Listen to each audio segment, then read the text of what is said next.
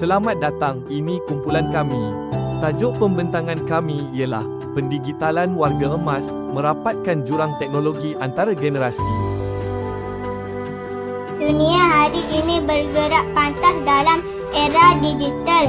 Teknologi menjadi nadi kepada komunikasi, ekonomi dan kehidupan harian. Namun di sebalik kemajuan ini masih ada yang tertinggal.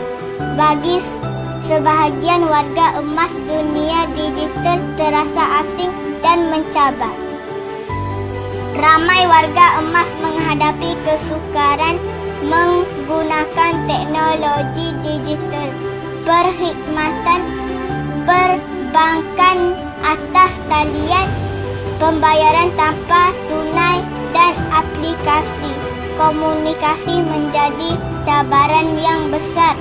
Tanpa kemahiran digital, mereka berisiko terpinggir dalam masyarakat moden.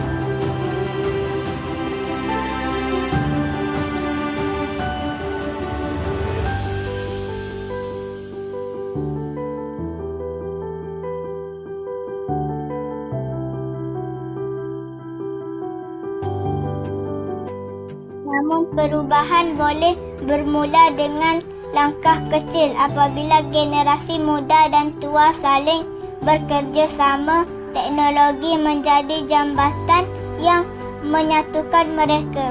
Pendidikan digital membuka peluang baru untuk warga emas memahami dunia teknologi.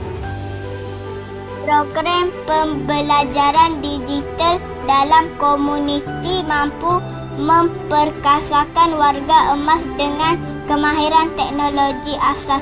Dari penggunaan telefon pintar hingga keselamatan internet, pembelajaran ini membantu mereka menjadi lebih yakin dan berdikari.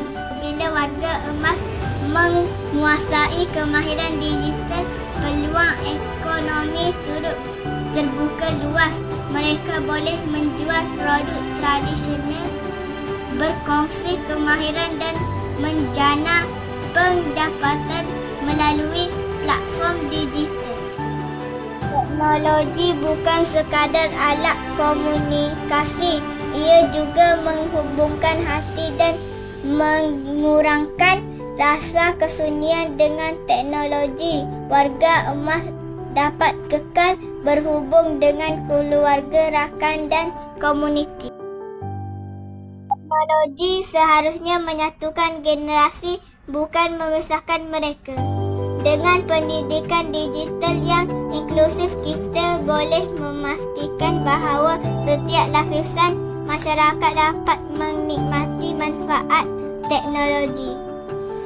Pendigitalan warga emas bukan sekadar inovasi, ia adalah langkah menuju masyarakat yang lebih inklusif, lestari dan sejahtera.